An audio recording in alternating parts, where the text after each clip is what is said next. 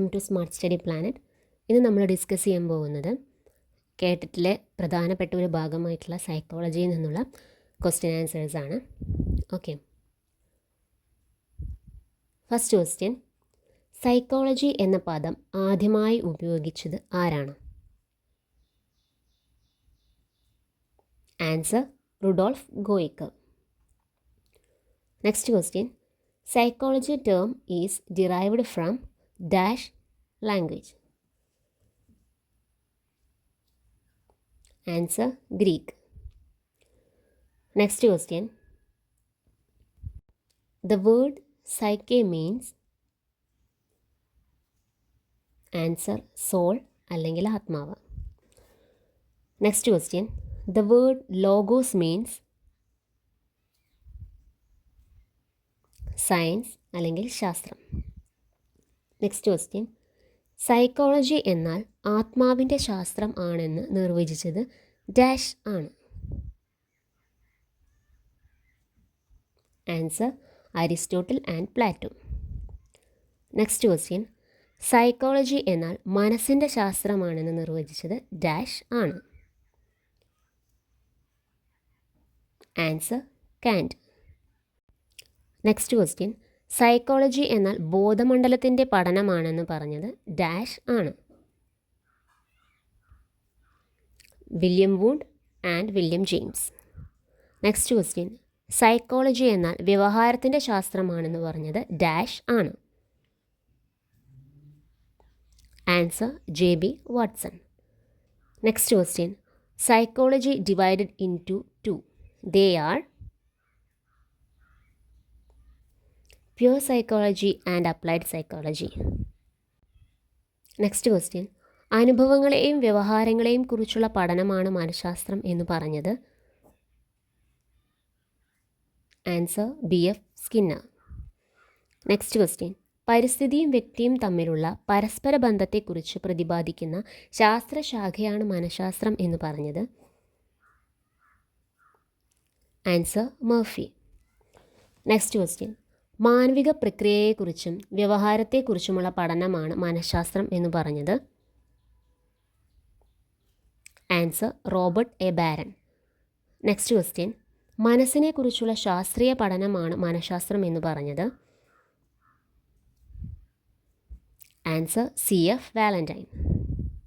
Next question, types of pure psychology. ഇതിൽ നമുക്ക് 6 points ആണ് വരുന്നത്. ഈ 6 പോയിൻറ്റ്സിനെ നമുക്കൊരു ഷോർട്ട് കീവേഡാക്കി മാറ്റാം. എങ്ങനെയാണത്?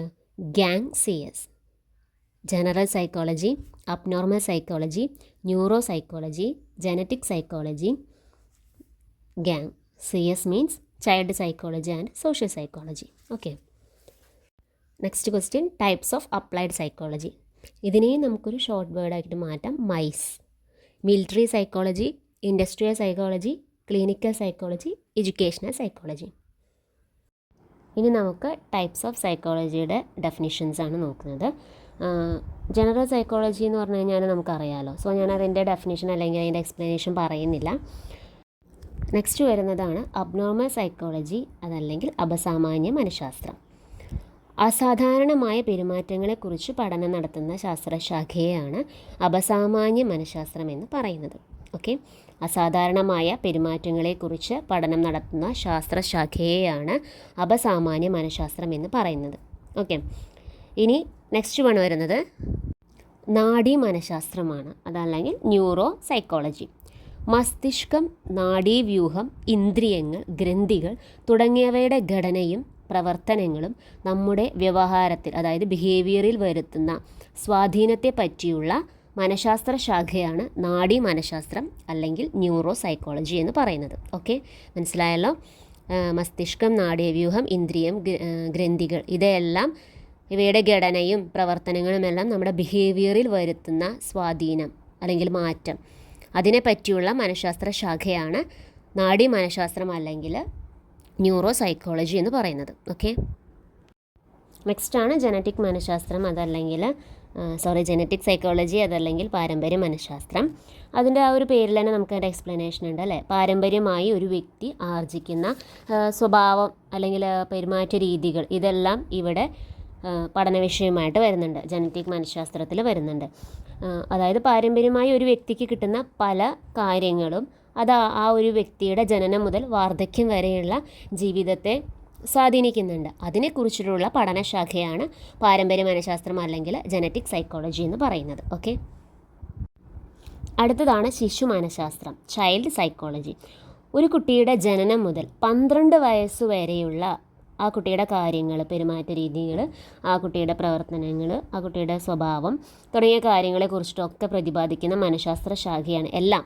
ആ കുട്ടിയുടെ ജനനം മുതൽ 12 വയസ്സ് വരെയുള്ള കാര്യങ്ങളെക്കുറിച്ച് പ്രതിപാദിക്കുന്ന മനഃശാസ്ത്ര ശാഖയാണ് ശിശു മനഃശാസ്ത്രം, അതല്ലെങ്കിൽ ചൈൽഡ് സൈക്കോളജി എന്ന് പറയുന്നത്. ഓക്കെ, നെക്സ്റ്റ് വണ്ണാണ് സോഷ്യൽ സൈക്കോളജി, അതല്ലെങ്കിൽ സാമൂഹിക മനഃശാസ്ത്രം.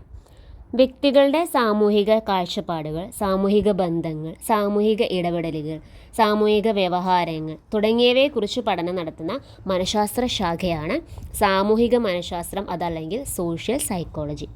ഓരോ വ്യക്തിയുടെയും സമൂഹത്തിൽ ആ വ്യക്തി ഇടപെടുന്ന രീതി, അതല്ലെങ്കിൽ ആ വ്യക്തിയുടെ സമൂഹത്തിലെ ബന്ധങ്ങൾ, ആ വ്യക്തിയുടെ സാമൂഹിക വ്യവഹാരങ്ങൾ തുടങ്ങിയവയെ കുറിച്ചിട്ട് പഠനം നടത്തുന്ന മനഃശാസ്ത്ര ശാഖയാണ് സോഷ്യൽ സൈക്കോളജി, അതല്ലെങ്കിൽ സാമൂഹിക മനഃശാസ്ത്രം എന്ന് പറയുന്നത്.